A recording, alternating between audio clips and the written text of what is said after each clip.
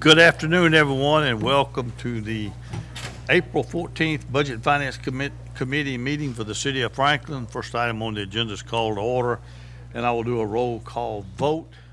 So if you are present, how do you vote? Alderman Baggett, Present. Alderman Potts, Present, sir. Alderman Peterson, Present. and the chair votes present. Okay. I guess new business. First item on the agenda is budget presentation from the Franklin Transit Authority. You are up. Come on, yeah, you're already down, so.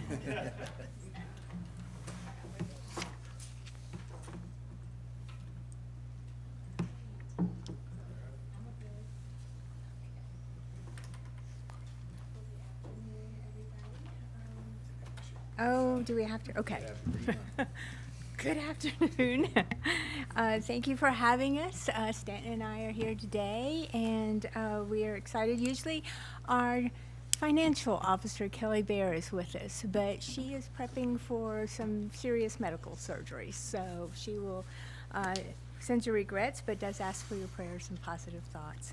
So we appreciate this opportunity for your consideration of the proposed budget. And we have tremendous leadership, I will say, on the Franklin Transit Authority with Chairman John Schroer and Alderman Patrick Baggett. So thank you for your service.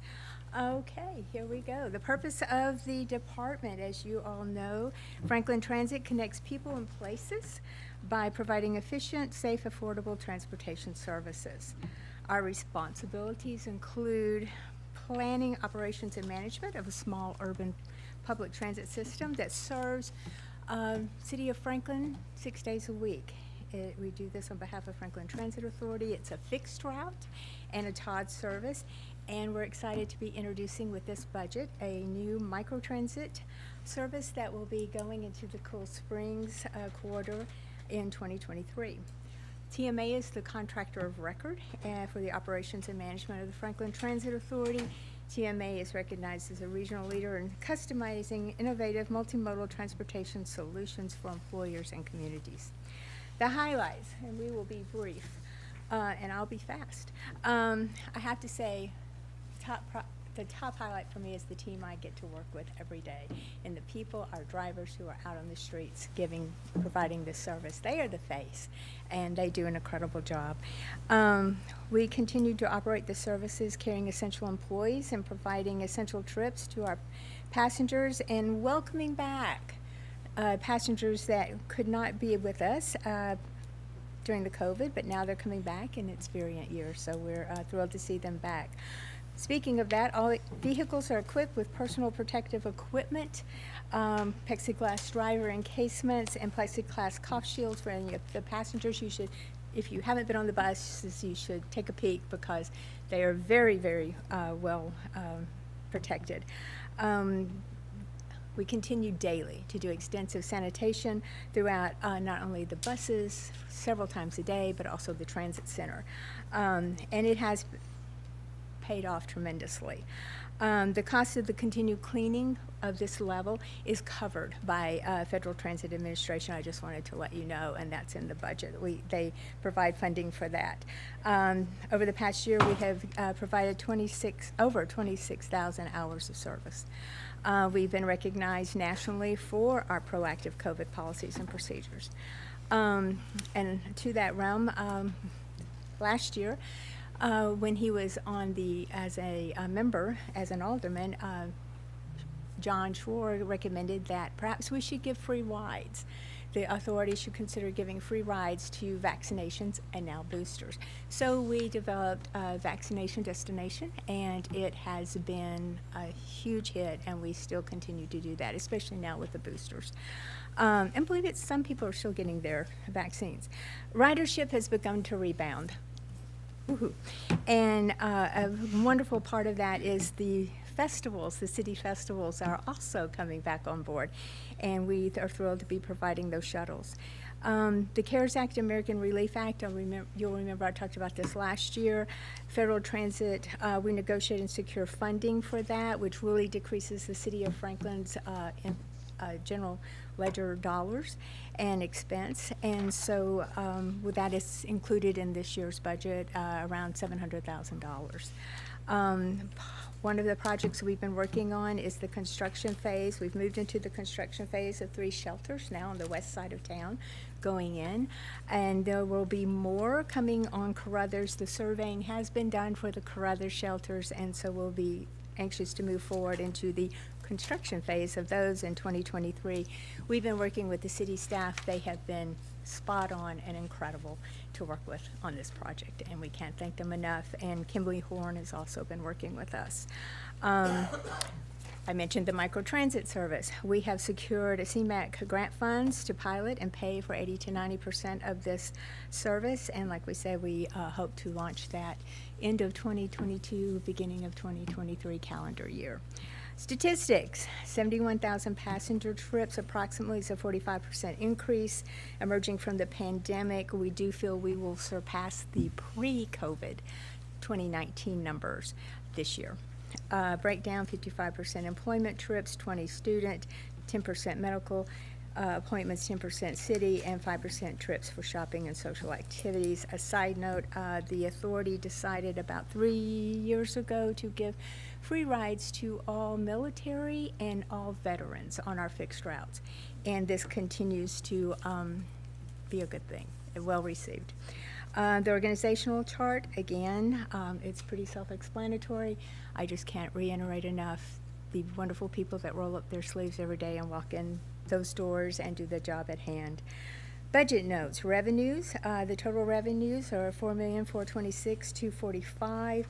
This year, due to CARES funding, TMA is bringing approximately 72% of funding to the Franklin Transit budget in the amount of $3,472,974. And the CARES Act and American Relief dollars originally were $6.2 million, and we are now have a balance of $4.2 million, and like I said, this budget has $700,000 in it, use of revenue for the new budget. I will say these dollars do not expire, and they're 100% budget. You know, they're 100% funded, so there's no match. The general subsidy for the city of Franklin is 28% of our budget, was just $953,271. I keep going back to the microtransit service, but the budget reflects increases in revenue that this new service will bring, and we are maximizing our CARES Act dollars to offset operating revenues, and of course that helps everybody's budget. We have budget increase in fares because not only for the microtransit, but also we feel we will definitely rebound in our passengers. The expenses, like I said, I'll be brief. Obviously, increase in fuel. Everybody's going to have that. Driver salaries related to the adding of staff for the microtransit service. Cleaning cost, maintenance costs. We do have an issue with aging equipment. We have a bigger issue with vehicle accessibility and being able to attain it because it's hard to get right now. And so we're looking at either possibly 16 to 2 years out and being able to get equipment. So therefore we have maintenance cost. And of course general inflation. We are increasing our Todd service this year to Berry's Farm and the Southern Quarter as it grows. When we introduced Todd, we had, the city wasn't really going that way yet, and then my goodness, look what happened at Berry Farms, and we get calls every day. Please serve us. So we're going to do it with the Todd service. That is far it's the best way to serve it right now. We will continue this year with the shelter project and, of course, their transit planning monies and safety and security. Always number one for us for everything. And so with the additional service coming on board and our existing service, we are upgrading our camera equipment. That's very important. And of course, we'll have marketing outreach. So we feel like this is, it's a very prudent budget. We feel very fortunate to have the funding for the CARES Act to really make a reduction in the City of Franklin amount, and that's really what we really wanted to do with that, and fortunate that those funds can be used for operational. In the improvement budget, our shelter projects in there, our capital budget has a lot to do with the technology. The Cool Springs Microtransit is going to be really cool, but it's going to be technology-based. It's going to be all right there. And so we're very excited about that. The program enhancement request, this is about the budget for the Cool Springs Microtransit. Its purpose is solely to increase transit circulation in Cool Springs and attract new riders. We will have an opportunity to attract folks that don't ride our fixed route, don't ride our tide, they don't have a need for it, but this will be right down their alley, and we're very excited about that. Project is supported by a CMAQ grant and 3 to 5 years, and so that is that's good news. TDOT loved this project when we got lots of positive feedback from them about this project when we submitted it. The service will supplement the existing fixed route and TOD service, but this is specifically zoned for the Cool Springs corridor, and it'll facilitate quick trips, lunch trips, use of smaller vehicles, and like I said, it's going to be app-based, so you schedule your ride, 5 minutes later we'll be there. And so, wow, how cool is that? That's something new that we've waited, Clyde, a long time for. And this circulator kind of concept has been one, and we've tossed this around for how many years, and that is there a way to do it? Are we there yet? We're not there yet. And as part of the 2015 study we did, Cool Springs Transportation Study, there were 3 recommendations, but oh my God, goodness gracious, in today's world, it would be $5.5 million to do those. Those were with big buses. We are not there yet. We're here. This is a good way to do it. And technology has advanced so that it has made this possible. And so it's this grant. All of that to say, the request from the city is comprised of operational costs at $871,271, planning at $25,000, and capital at $57,000. We appreciate your support, as always, of our work, of the system, because for the people that use it, it's everything.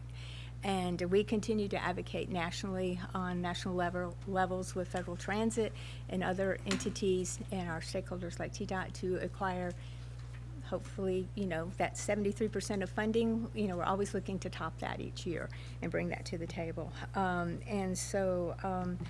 We continue and are looking forward to another very successful year coming post-COVID. And getting people out and about, and in a new way, too, that will be an enhancement to our existing service. Thank you so much. And do you all have any questions? Patrick? I want to applaud you and your staff, because with the timing of the budget with our board and stuff, you very well done in getting this together and sent over a lot of information, and I think the public will be very happy to see the Cool Springs Transit technology. Got to review those PowerPoints as I'm new on that board, and it is impressive, and I think that was going to be really successful. And I think we should support, as a city, anything that gets cars off the road, and maybe that could be expanded to other areas too. Sure. After we prove it in Cool Springs, but it was really impressive. Thank you. Thank you so much. Well, it's very much a cost-effective way to do this, and timing's everything. So thank you for your words. Thank you. Any other questions or comments? If the board members are done, I have a question. Go Just ahead. want to understand. So I heard you say you've got some federal dollars and you have a remaining balance of federal support, around $4 million. Uh-huh. Could any of that be used to address the funding increase that you're asking from the city?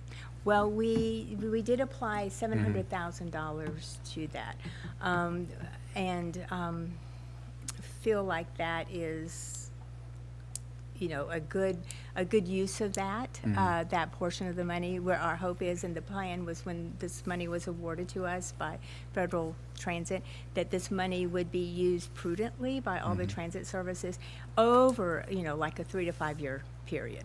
So we are now in year 3 of this, and so we're trying to stretch this out, knowing that we're bringing this on board, this new service on board, Eric, and that, and others as well, as we'll be expanding the service. So knowing that there's growth on down the road, we don't want to blow it up, use it all now, and, Okay. and, that way we can be very efficient in how we use it for the year 4 and 5 ahead of us.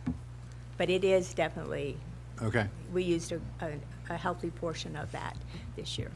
Is against that budget, that 904, Right, whatever because is. it was over $1 million, Yeah. and then we reduced it significantly from our starting point down to what it is now.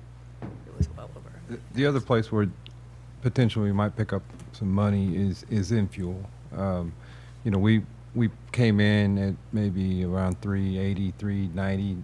When we did the budget, things were just going up. So, my gut feeling is that we've been maybe through the worst of the fuel. So we'll be able to tell you pretty quickly, I would say within the first 90 days of that budget, barring any other disasters, that there'll be some space in that fuel. We kind of budgeted for not knowing is it going to stay in the 4 range, or is it going to come back down? We're already down, and we might be able to save some money just because the market's not going to be as expensive as we were kind of budgeting for. Where I'm coming from is my philosophy is generally use the federal dollar first, Sure. use the local dollar last. Sure. And when I see a budget increase request of $131,000, my question would be, why wouldn't you use $131,000 at least of that federal balance? And, knowing that we may be stepping up in that down the line, but I would use those dollars before I'd ask for a local increase. That I understand. like the thinking of that versus what you've requested is where I'm coming from. Right. This was another, same train of thought at our board meeting, and so I asked for, prior to 2020, this actually slide does not, so in 2020 and prior, we were around the $900,000 funding level. 2020, kind of gutted that. Sure. And then, this is kind of back in line with that, but one thing that was very interesting was that it typically don't use all the budget, No. which was interesting as well. But in Debbie, you said this, but it's the first budget was like 1 point, almost 2. Yes. That Yeah, you saw that. proposed to the board, and so appreciate that. I think there was some movement on that, but nonetheless, agree with Eric for sure. Let's Absolutely. use the- Well, no, and Yeah. I agree, but we also have an obligation to Sure. go by the guidelines of Federal Of the- Transit, so, and how we use those.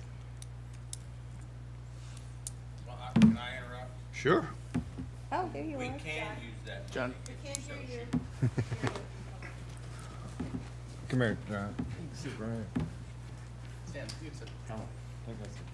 here. Just so you know that money can be used. So, if you all would like for us to use that, an additional amount of that money, it can be used for operational It's capital, anything. other things. So there's 4.2 or $3 million that's 4.2. there, that we can offset, as we go forward. And, so I think that, and that's one reason, quite frankly, why we didn't pass a budget yet, because we wanted to present it to you all and see where you wanted to stand. And at the end of the day, if you feel like we should use federal dollars or we use local dollars, and not using it all up, but some of it, then I'm sure the board, our board would approve that, and we wanted, most of us wanted to leave that up to you all to decide. So in adding to that, I think that since it's no expiration and it's 100% dollars, it's really something that John, needs to have discussions. What do you want this to look like for 5 years, Right. right? Because Right. And that's that's something- really, it's not our call to do that. it's That might be TMA. helpful for us to kind of see, Right. and we just haven't had the opportunity to kind of do a Right. sit-down with you on this. Just Right. schedules haven't permitted it, so Yes, that I might be think that's the something for us best way to look take a look at it. 100% money. It's got no expiration date. There's more money coming down currently. Mm-hmm. So those are dollars that we're going to try to go after also that with the same intention is that the feds want skin in the game from the locals. So at what level do we keep that, in, and then also use the dollars to assist in all the ways that the city needs to, fund other items. Yeah, while staying in the parameters of what we need to do Okay. as far as federal And I regs. don't want to throw anything out, but, I always like to spend what's there because you never, it's not totally inconceivable Well, if that they can if come there's get if there's a change in administration or something, all of a sudden that money may Yeah. have sometimes tied to it. They may come back and say, well, if you haven't spent it now, then you didn't need it to begin with, so why are you spending it, holding it back for the future? And, but yet we have to think about that. Now, we kick ourselves in the rear if all of a sudden, they said, okay, so up until you got 12 months, if you don't spend it, then you lose whatever you have left. And again, it's 100% federal dollars. And, it's funny, the money that you put in is 100% local dollars. Yeah, that's right. So, Right. there's a big difference between those two things. And so I think we should prudently decide what's the best thing to Yeah. do. And operationally, I think we could extend the budget a little bit, but, as far as projecting it, but when you start projecting budgets, it's Yeah. hard to Especially with get new anything programs. realistically, and not knowing what our ridership might be and stuff like that, because we're really in a but we are ahead of schedule right now Yes. for this year, for 2022, so, you don't know, but, I tend to lean on, and we've had that discussion, as much as you all want to use of that's reasonable for us, I would be fully supportive of that. We're very blessed as a city our size to have a transit system in place, and that we continue to build off of that. The microtransit solution is really exciting. I think it's like what we saw in Arlington, correct? So we were down there on a chamber trip last year, and I rode it directly. We rode it from the place we were at over to the Cowboys Stadium just as an experiment, and it was fantastic. It was exactly like you described. Punch it in on your phone, literally 5 minutes later, they're there. You're there. We went in, we walked around their gift shop, we punched it in again, another 5 minutes they were there, and, we're back. So it's a really, it's like an Uberization of public transit, which is, people like that. They like that quick, at your fingertips response. So, techno. it's a promising new thing to use, and that to me even speaks more to let's leverage those federal dollars to help us experiment and figure out other options. And so remember on the microtransit that we made good use of our time during COVID, and that getting that funded is a big deal. So it's either 80% funded by CMAQ, which is coming from FHWA, or it's going to be 90% if the state kicks in a few more, another 10%. So, and we can stretch those dollars to support that program at least 3 and possibly 5 years. So again, that's another federal dollars that's going to allow us to do service relatively inexpensively. We're also, we talked about it either in a meeting I had with you all or at the board meeting, that meeting targets for those projects are critical. And as we all know, and I learned this in the school system, that the federal government's great about starting programs and then stopping funding. Yep. And so we're gonna put benchmark targets, and we're gonna track that individually as its own operational side, so we know where it's coming from, how much is being spent, what our success ratio is, and at the end of 3 years, if all of a sudden, we've got to fund it ourselves, we're gonna have to decide whether that's the right source of our monies or not. And so, anyway, so those are some of the things that I think we're going to put in place, and I'm excited about it too, but, you know, I can be excited about something, that can be a drastic failure. Yeah. My business history will show you that that's the case. But, you know, anyway, that, you know, some of the things that we want to look for. I think Debbie and her crew are doing a great job, and and I will say that our new board member from BOMA, it was much better than your previous board member from BOMA. And I look forward to, he's been very active and a lot of great suggestions already. Oh, goodness. John, a lot of people are saying that. I know that. I'm pretty used to that. Hearing You know, that. that's one of my favorite things. Love it. Well, I would encourage you to look strongly at the federal dollars and spend those before you spend local dollars. That's just an off-the-wall comment, and Eric, for his benefit, because he's gonna sit down with you some more anyway when you get ready on some more details onto the budget, but he knows what I'm looking for as far as the budget's concerned. Right. Anyone else? Okay. All right. Thank you for your Thank time. you, thank you. John, if you're available for the next couple, you just. Yeah, no, I think I've got something to do. I'm not exactly sure what it is. I'm sure there's something to do. Well, let's go to item 2 on the budget presentation, which is Cool Springs Conference Center. Christine. While our guests are getting settled, I'll introduce that every year at this time, we invite the management of the Cool Springs Conference Center to address this committee. The Cool Springs Conference Center is managed by Chartwell Hospitality. Chartwell Hospitality is the owner and the operator of the Marriott Cool Springs Hotel which adjoins the Conference Center. Conference Center, of course, is owned jointly by City of Franklin and Williamson County. Well, we have with us today from Chartwell Hospitality, Matt Leahy, the general manager of the Cool Springs Marriott, and Andy Duncan, the food and beverage director, and both of them have addressed this committee before. And I believe this team was in place just as things kind of fell apart a few years ago, and they've been working through the last few years and the difficulties in the hospitality and tourism industry.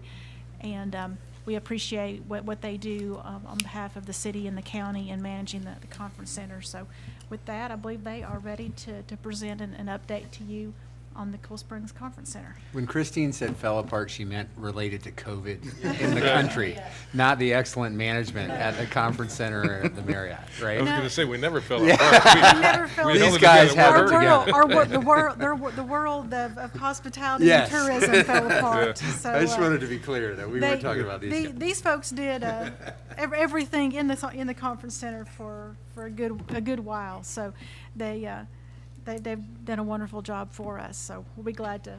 Yep. Thank you for correcting what my poor wanted to choice of words clarify. were. Thank you. Well, thanks for having us. It's a pleasure to be here. And obviously, it's a brighter day today than it was, like 2 years ago or a year ago. So we're happy to present this budget to you. Just an outline of who we are and what we're going to talk about today. We're going to talk about our operational summary, the organization and structure as it relates to the city and the hotel, since there are a lot of shared aspects of our employment, the financial and budget overview, and then we'll talk about some possible challenges coming out of COVID, and then hopefully we don't go back into it, but we're strong. We have a good perspective of what's happening, and we feel like we're going to come out of this stronger than what we went into it as. So just a little overview. Obviously, the convention center is attached to the Marriott Hotel. The hotel was built in 1999 with the last major renovation in August of 2015. We do service 29,000 square feet of meeting space, including a ballroom that could seat up to 1,100 people. And I think all of you have probably been over there, and it's a quite busy facility. Attached to the conference center is 297 guest rooms and 3 suites in the hotel portion. We do have 3 more rooms that we're going to be adding to the hotel side. We had a concierge lounge on the 10th floor that was 3 room bays, and we're going to convert those into king rooms, so that helps us a little bit. And then how it's organized, like Christine said, we're managed by Chartwell Hospitality, which has a big presence in Franklin. We began managing this facility November 1st of 2018. That's the day that I started at the Hotel and Conference Center. The Hotel and Conference Center are completely independent of each other as it pertains to revenue. Some of the expenses are shared, and that's outlined here, where admin in general, accounting, human resources, myself, in engineering, we're split based on total revenue, and then whatever that percentage is, that percentage of my salary goes to the conference center or to the hotel. The sales team is split 50-50 since they both help each other. And then the catering and event management team is 100% funded by the conference center. And then the food and beverage team, which is doesn't include our restaurant or bartenders, it's only the banquet team and culinary team that services the banquet functions in the conference center.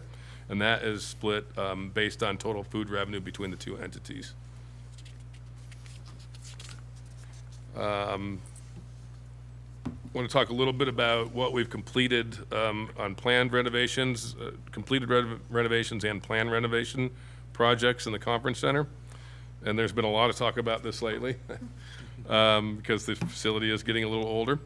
But in 2022, we completed a refurbishment of the air wall, and the air walls are the large rolling walls that separate the conference center into different rooms. They're big, they're heavy, and they're expensive to fix. We continue to replace laundry equipment, which services all the linens that we use in the banquet department. We did do parking lot repairs and upgrades as outlined per our Marriott property improvement plan. There was some drainage issues. There was some spalling of the concrete. Down the road, we will have to look at resurfacing and restriping that lot as well, but that was not included in the 2022. So plan for 2023, we still have a few property improvement plan items that we have to get taken care of. There's ceiling tile replacement throughout all of the meeting space. There's LED lighting upgrades, which eventually will just pay for itself because of the energy savings. We're going to refurbish the boardroom, which it'll get a 60-inch wall-mounted television, millwork upgrade, click share like you guys use here. And then we're going to replace all of the electrical jacks and covers. From an aesthetic standpoint, they just don't fit right now. And then the big renovation that we have is the public restrooms in the conference center are going to get a complete renovation. Everything's ordered, it's just a matter of supply chain, getting the equipment and supplies here. Additional capital projects that we have planned for the fiscal 2023 budget. We have a Micros point of sale, which is basically the sales system that allows us to take cash and credit for cash sales, cash bars in the conference center. We have a cooling tower, which will get a new fill and refurbishment, which helps cool the entire building. There's some HVAC pump replacements, 2 per year for the next 5 years. There's 10 total pumps. Emergency generator, radiator replacement, actually that's been approved and we're working on that as we speak. We are also looking at exterior landscaping refresh, so we can, try and bring that landscaping package up to what the city of Franklin is and what we feel it is. From a mechanical standpoint, walk-in freezers and refrigerators, we're looking at doing some refurbishment for those. And then we have a reader board program, which shows all the meetings that are taking place in the hotel. It also advertises things going on in the hotel and conference center. It's basically obsolete is what, at the end of this year, I guess, Andy, right? Yeah. It'll be obsolete, so we're getting pricing on that. And then we're going to continue to replace laundry equipment. I think I said that twice. And then for the hotel side, just so everybody's aware, because this does help support the conference center if we do improvements to the hotel. Obviously, it makes people want to come. So adding 3 guest rooms sometime in 2022, as the former concierge lounge is converted into guest rooms. We did add because we took the concierge lounge from the 10th floor, we added what Marriott calls the M Club. And it's just a really, really gorgeous space for our best customers. You can pay for an upgrade, or if you're a frequent Marriott traveler, you can use that space. We're doing a tub to shower conversion. All of our guest rooms had bathtubs except for 23 rooms, which they converted in 2015. We're converting another 193 of those, so it's more of a residential feel for our guests. And then we just did lobby restroom renovations outside of the restaurant. We renovated the fitness center, which if you haven't been over there, it's state of the art. It's really a great amenity for our guests. We had great comments. And then we did renovate the indoor pool. So all the amenities that were, it was a good time to do it during COVID. The money was there, and the occupancies weren't real huge during that time, so it was a good time to do that. So looking back, getting into the financial and the budget overview, looking back to 20 and 21, we finished the year with a 1.99 million, just under $2 million in revenue. We actually lost money for the first time. Our house profit was a negative $37,000, and then after management fees and taxes, we lost $493,000 for the year. Obviously, there's a lot of reasons for that, and I think everybody knows why. It's listed there in the notes for you. And then going into 2021, 22 year, we started to see some recovery. We finished with we'll finish with 5.64 million. That's the actual plus forecast for the next few months, which is 1 million over budget. So obviously it was very hard to budget, very hard to forecast. Just nobody knew when it was going to come back, how it was going to come back. So I can tell you it's back. It's been busy. So we're going to finish with house profit of 1.12 million, which is 152,000 up to budget. Our net operating income will be 644,000, which is 392,000 up to budget. We do have a note here that in the 2021-22 fiscal year, we had a lot of cancellations, and it was a fine line that you have to walk with your customers because some of them are legacy. They've been there since the hotel opened and the conference center opened in '99, and you don't want to lose those people because they've been loyal to you. So some of those people that had contracts we worked with, there might have been a small penalty. There might have been hold the money to the next conference. And some just said, we're not coming back, and we kept the money. So we did have $179,000 in cancellations, we call it, which flows 100% to the bottom line. So our profitability looked good because of that. We don't anticipate that to continue into the 23 fiscal year. So looking up forward to 2022-23, we are very, very confident that we're going to hit 7.83 million, which is 2.11 million year over year, 1.45 million in house profit, and 962,000 in NOI. Based on our just what we're seeing today, I mean, our sales team is having a hard time keeping up. We're trying to add staff to, service our guests. We don't want to lose any business, but we really believe that we'll be at 2018, 2019 levels. It might be a slow pickup in the first half of the fiscal year, but we think it's just going to blow up on the second half of the fiscal year. And of course, that's, barring that nothing crazy happens in this world. So, revenue on the books, just to give you an idea, we have definite revenue on the books of 1.8 million, another 141,000 in tentative, which, we consider that pretty solid. They've asked for contracts, we send it out. We're just waiting for signatures back to actualize it. And then we have another 814,000 in the pipeline and prospect business. So some of the challenges that we're going to face, or that we feel that we might face in 2023, you heard it from the Transit Authority, you're probably hearing it all over the city, is staffing. Finding and retaining quality staff it's always been a challenge here because, the people that live here don't work at my hotel. A lot of them, they carpool in or they try and find public transportation. So that's always been a challenge for us. We do have some initiatives in place as a company to attract, strong team members. We do a lot with the colleges. We do a lot with Columbia State. We work with MTSU. We work with CTE. We work with Tennessee State. So we have a lot of programs that we're involved in, and a few of my human resources director sits on a couple of the boards with those universities that, works with the hospitality programs. We have retention bonuses in place. We have perfect attendance bonuses in place. We have referral bonuses in place. So it's all about money. You know, everybody is money's important. Outside of that, we're working with companies that bring in J1 students from overseas. Right now, we're working with a company that will bring people in from India for our culinary staff in front of house. I think we have one that's probably trying to get the paperwork lined up and the visa through, but probably the next month or two. And then we also, Chartwell as a company, we have a manager and training program, and we truly believe in this, and it's cultivating, people that want to be in this business. So it's either somebody who we think is an outstanding hourly employee, or somebody who we think is, going to grow in this business, or they're like a supervisor, and they want to become a manager. So we put them in this program for 6 months, and we have one coming in for food and beverage starting in May. She's in school. She's graduating from, I can't remember what university she's graduating from, but she starts with us in May, so she'll be able to help in the conference center and, overall in food and beverage. So we're pretty excited about that.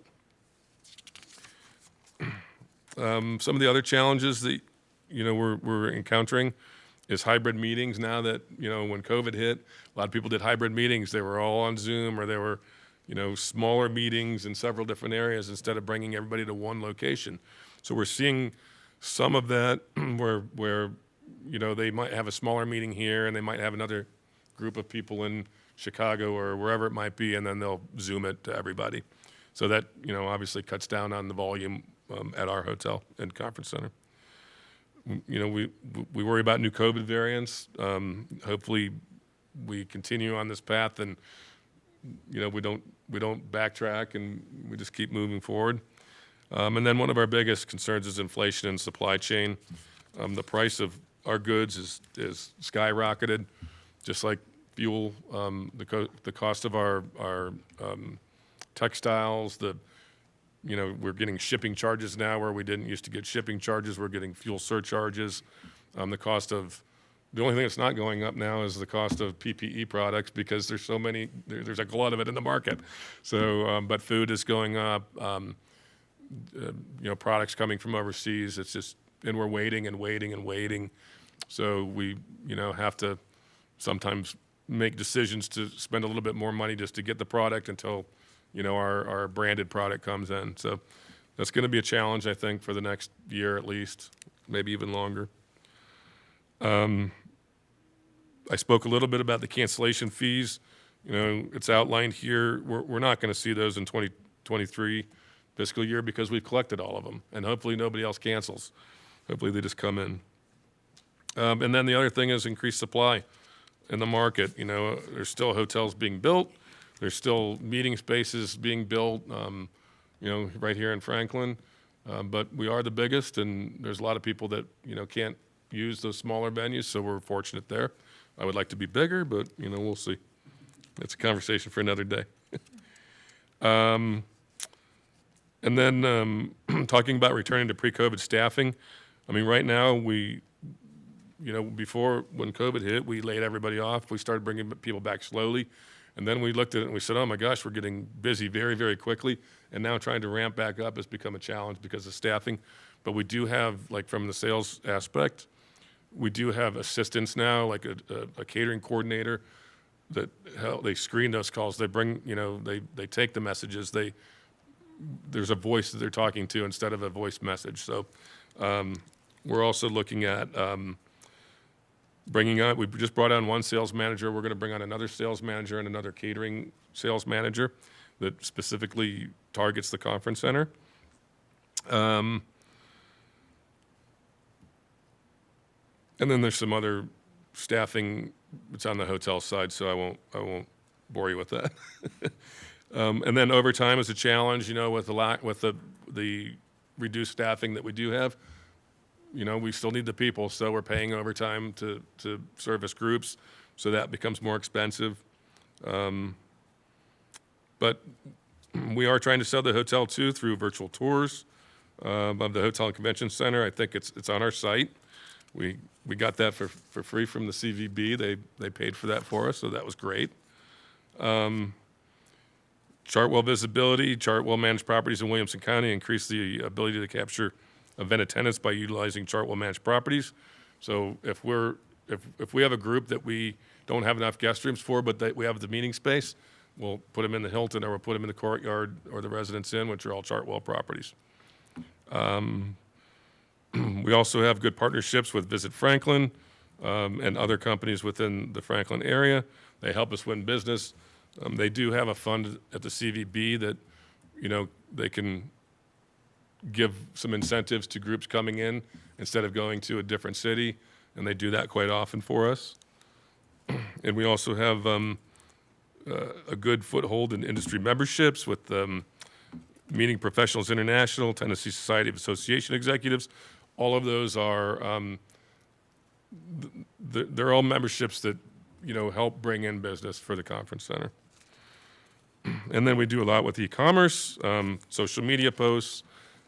We have a e-commerce person that's specifically for our company, and she does a lot for our hotel. So I've included the budget. I'm sure that you probably already looked through it. And if you have any questions, I'd be happy to take any.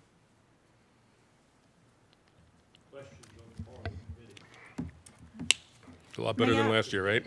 I would like to just make a couple points. I'm the staff that primarily works with the conference center management. Certainly, I'm the day-to-day contact person. I have other folks that help me, and I bring, once we work through the questions, I can bring that to Eric for his review. But something that is, a couple of things that are remarkable about this this conference center. First of all, both the city and the county did borrow money to build the facility, and both governments have paid off that debt. So we do not have debt service, and neither does Williamson County. Certainly that helped us going into the rough times. And there have been, this facility's been open about 23 years, and there have been 2 years during that period that the center has not generated a positive income for the city of Franklin. Fiscal 21, as Matt was mentioning, and there was a year several years ago, but that was not in, I guess I wouldn't call that the recent times of the facility. So that's remarkable performance for a conference center that it has generated funds for the two governments who are the owners, rather than requiring subsidies just to keep the lights on. And also the projects that Matt was describing that's been going on, for example, this fiscal year at the conference center, those have been paid for by, there's a fund that a percentage of the revenues from of the conference center are placed into, so that we can fund those improvements from cash. And so before the city and county receives any profits from the facility, there's monies put aside for this type of work. And certainly as the building has aged, much more of the requests have been, many of them are on the mechanical side. He was talking about chillers and electrical work and plumbing work, fire suppression. There's been a lot of that type of work as the building has got closer to 25 years old. So that's something that is remarkable, that we've been able to do this type of work without asking for city cash or city and county cash. But I will say that as we look at something that their staff does a great job is advising us of the condition of chillers, condition of the large mechanical systems. And certainly we've had to replace laundry facilities, we've had to replace some mechanical systems, but there are some things that could be looming that we have not replaced yet in a building of this size, and certainly not having the revenue that we would have earned in the last few years that we would have expected. We don't have the balances that we might have expected to have in that reserve fund. So we do watch that reserve closely. We still have about $300,000, I think, right now, after we do the set-asides for the improvements that we're talking about. But certainly the facility doing well and operating fully will help put more money aside for the needs that a building of this age has. So I did want to just comment upon that. This presentation, it's not necessarily, it's not a request of more, city cash, but it is something that we would like for you to be aware that as the building advances, that at some point have to be replacements on some of these large mechanical systems, even though some have already been replaced. Any questions or comments? Sounds like, yes, sir. It sounds like you've got something in mind. And with the three, and just scale wise, we're talking like millions of dollars? Are we talking I'm just thinking in the future, if you come and ask for guidance, just Well, I think. not to get into too much of the weeds I don't there, want to but do just- too much supposing, but there are some mechanical $100,000 pieces that we could, it depends on when some things get replaced, and we've been replacing things when we needed to replace them. But there are some pieces of mechanical equipment that are nearing the ends of their life, and they're listed in these forecasts as large amounts of dollars, but we've not always replaced them if they were working just fine. So there's a little bit of this we just don't know, but certainly we do not have the large we don't have this magnitude of balances that we would have had if times, if we hadn't gone through the two and a half years of disruptions. Any other questions or comments? Matt, we appreciate it. Thank you. Thank you.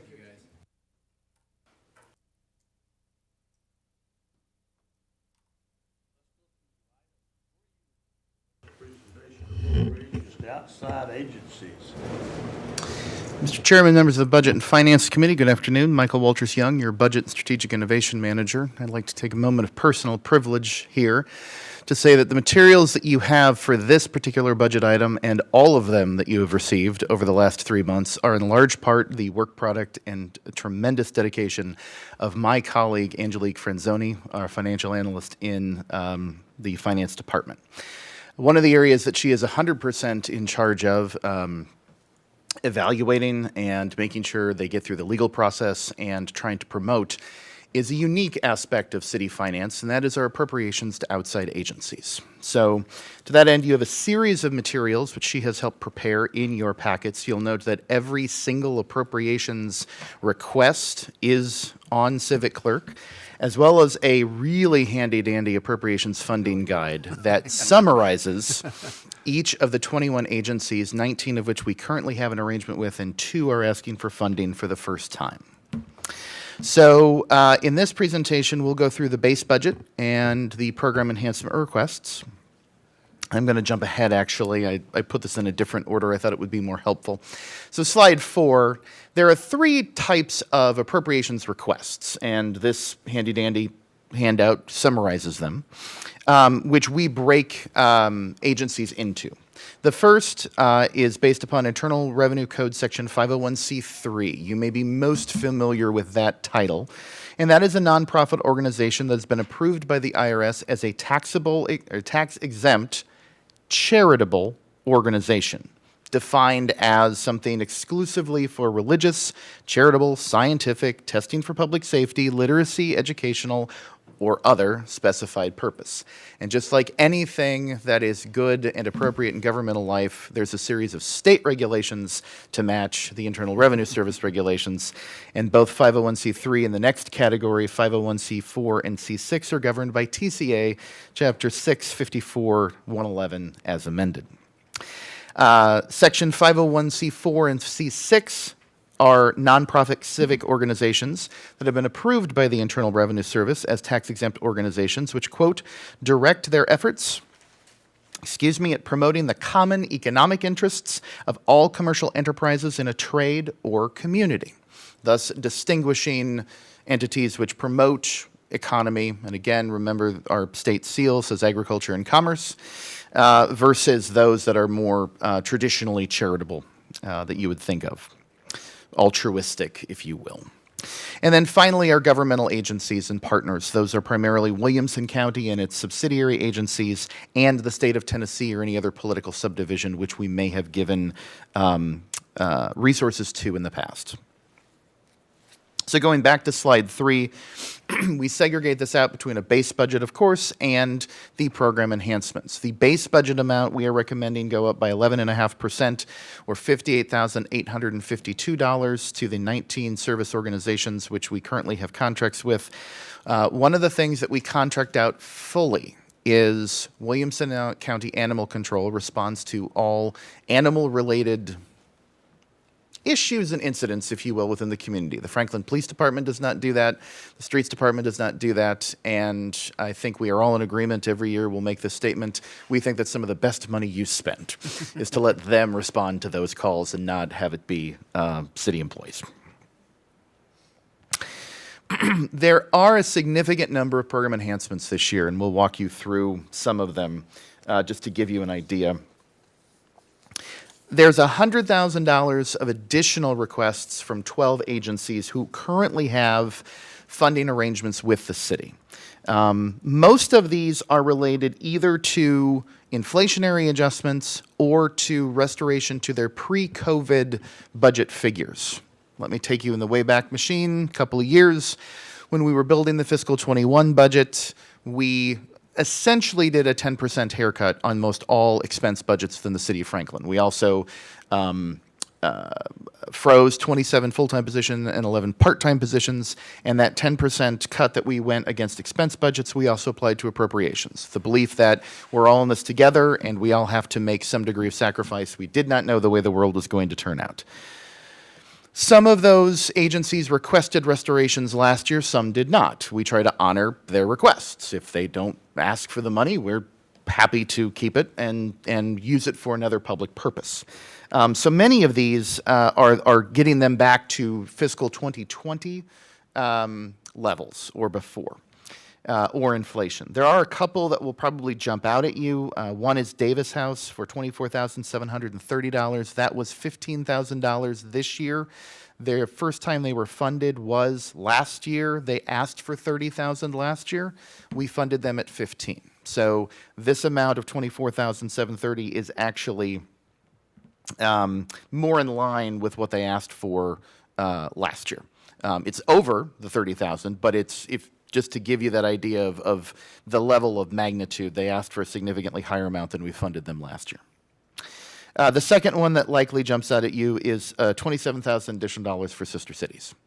In their packet, they detail they are looking at doing several additional events this year, including hosting our partners from Bad Soden with the mayoral visit, including a German reunification celebration on October 3rd. They are going to host an exhibit. They are also going to evaluate adding a fourth sister city somewhere in the southern hemisphere. And then also supporting the 2022 Celebration of Nations event, day. I'll be perfectly honest with you. I apologize. I don't remember the scale of that event. And relaunching some of the student exchanges, which of course have been put on hold for the last several years due to the pandemic. So those are some of the larger dollar amounts that you see requested here. There are two new community partners which have requested funding this year. One is One Gen Away, or One Generation Away. That's a $5,000 request to fund 2 Franklin-only food days or drops, if you will. Right now, they do not receive funding from the city. This would cover the food costs for 2 mobile food pantry distributions in Franklin. And then another agency which is being pulled together is the Toussaint Cemetery Organization. I think all of you are familiar with the cemetery. This would cover the costs of funding some of the regular maintenance of that location and of that cemetery. So the total amount of additional funds requested is $138,313. In your packets as well, your base budget, and I don't have that up at the moment on the screen, we have averaged between $400,000 and $500,000 in this line item over the last 10 years. When you take all of the aggregate adds and deletes in here, it's been around probably mid-400s.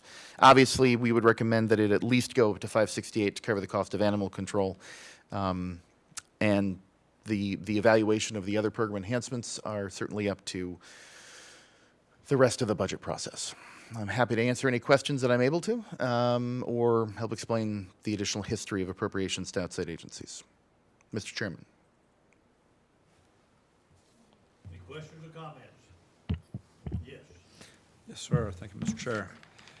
I was going to go on slide 6, the $32,400 right there. Is this for the landscaping and gravestone renovation at those cemeteries? This is essentially the mowing and trimming of Mowing- just the the mowing and 5-acre trimming. cemetery Okay. The over maintenance.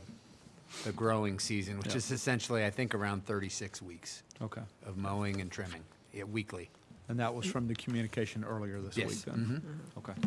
That would just go ahead and pay who's been doing it instead What of we would do is having we to would. hire people. They have a relationship with a contractor that does the work. We would pay the Toussaint L'Ouverture organization, and they would pay the contractor because they have the contractual relationship. It's actually, it's a slightly better rate than we get on our contracted mowing because their existing arrangement with them or agreement with them. It's better than we could do if we tried to do it ourselves because we would have to add staff because we're already pretty stretched with the other maintenance work we already do. So that seems to be the most efficient approach, at least for the near term. So who's doing that? Well, it's sort of, they have this company doing it, and they're piecing together the dollars. They've had individuals do things, both directly, organizations have helped out. It's been a grab bag, honestly, of different efforts to try to maintain it over time, and that just is becoming more and more difficult to sustain. That's why they've reached out to city and sought a partnership to help provide it. It is a National Register property, as are the other two cemeteries right nearby there. And so I think that's the approach they took in terms of looking at some partnership for maintenance as we provide at these other two cemeteries. So what percentage of the total bill is the 32.4 then? The 32.4 is all of the mowing and trimming. It's not any of the other maintenance work, but it is the mowing and trimming. It's an interesting setup over there. That was actually privately owned, like by some sort of board.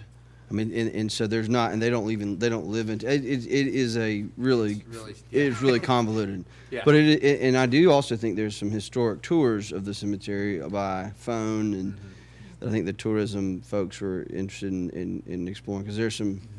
I mean, it's a fascinating cemetery for sure. But yeah, I think that's one thing. And this is obviously our first process. How do you determine how do we, what kind of feedback do you want from us on this, or is it just something, do you? I welcome the feedback. Okay. I put a recommendation based on feedback I get, the history, and what we have typically provided is a guiding factor. As Michael referenced, when we've run into tougher budget times, we've tried to treat this like we treat the other budgets and departments. If we need to make reductions, we've made them, and tried to do that equitably across organizations. And so it is just it's a judgment call, and I try to share that with you, but I welcome the feedback. What we do once the decisions are made, we do individual contracts with each entity that establish the public purpose, also require certain record keeping and tracking.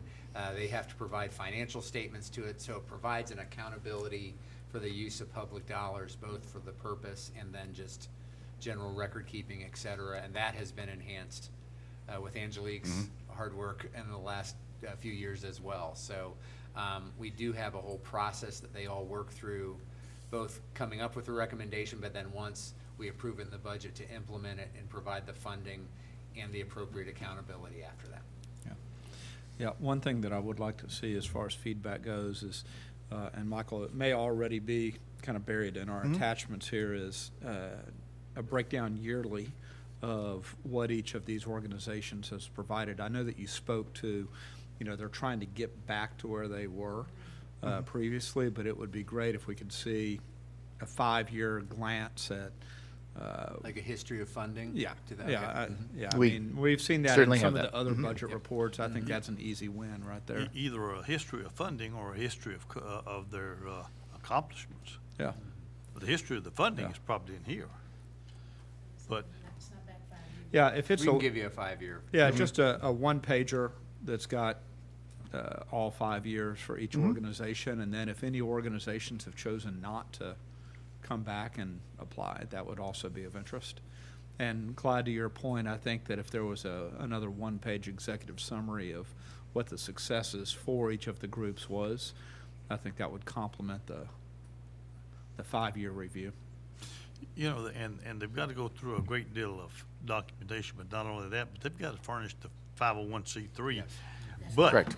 but they also probably are eligible for sales tax exempt purchases. They have to do that with the state for some reason or for whatever documentation it is. And there's other issues that they have to go through. We want to make sure that they have all that documentation, and I'm sure that we do. Because there is a lot. The packets that you have everything that we have, and so they are organized in such a way that starts with our summary piece of nonprofit funding requests, which Angelique's been able to kind of streamline this form and make it work and literally go through the stages. And we've got separate forms now because certain questions for 501c3s are not applicable to 501c4s, which are not applicable to government entities. They have to provide copies of their latest audit or state certification of their overall revenues and expenditures. They have to provide the copy of their appropriate certificates from the IRS, signifying their tax-exempt status. So the materials that we have are available and certainly here, and we go through all of that vetting process before this comes in front of you. I think also, in light of our legal seminar last Friday, I should disclose publicly that I'm the president of Franklin Tomorrow, and also my wife serves on the board. After that meeting, I just want to make sure that gets serves on the board of the library. Well, I think that number just got. I knew there was something coming. I don't want anybody ever saying I didn't disclose. So.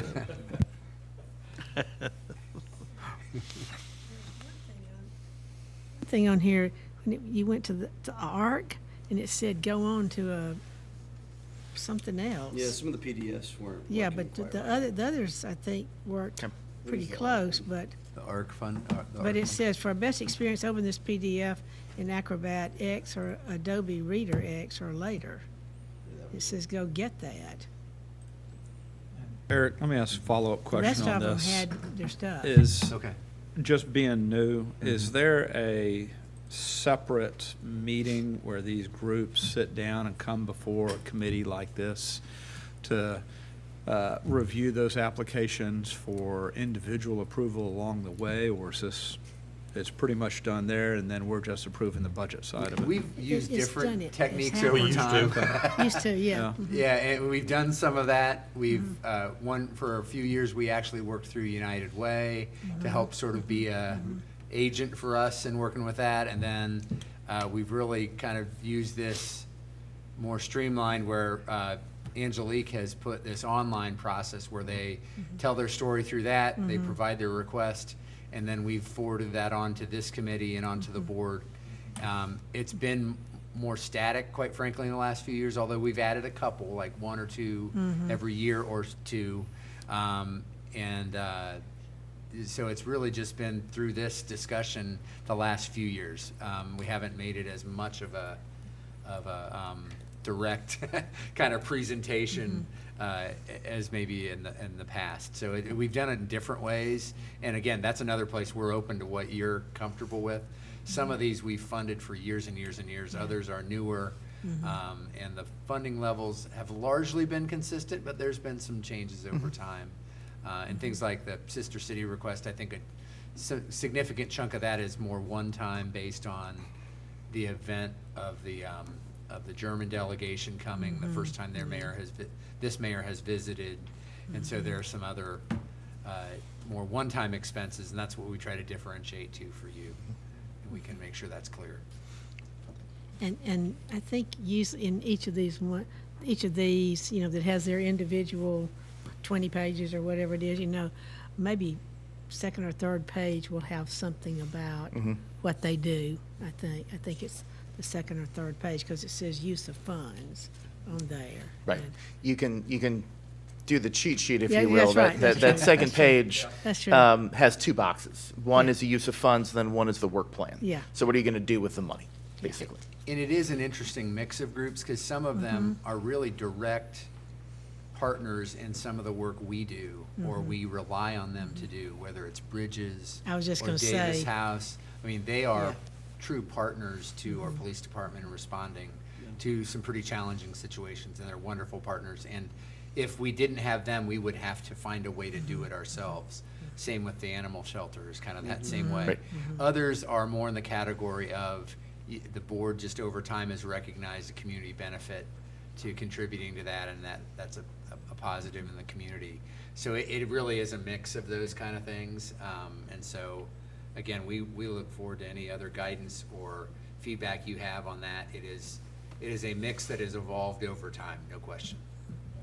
I'm just on the Bridges, you know, Domestic Violence Center, and about the third or fourth line down, it says, the agency is on call for the Franklin Police Department 24 hours a day, 7 days a week. So, you know, as an example of one Yeah. where we Really important partnership. that's right, it's a partnership, yeah. Yep. I like the comment about partnership there. Not all of them by any means or anything like that, but still, that was one example of a partnership. One of the other things that when we evaluate these and we look at them is of course, and it's an exercise you can do with any aspect of the budget, I encourage you to, is that this amounts to 0.3% of all budgeted funds in the city of Franklin. And you're distributing it to 19 agencies currently. So, but again, you can do that with how much police and how much fire and how much anything is, so. Yeah. And as you say, your little thing, saying getting to know them, I think is also. Angelique did a wonderful job on that. It simplifies, doesn't have the dollar amounts, but it simplifies the what they do and what the request is for you all, so. Well done. Any other questions of Michael on appropriations? Then, if not, let's go to Water Management Fund. Michelle? You haven't seen much of Michelle No, lately? No, we no, have no. not. This is Michelle It- Hatcher. it She's our is. water management director. It is. I spent a lot of time in front of Yes. the board lately. Are you new? We're new.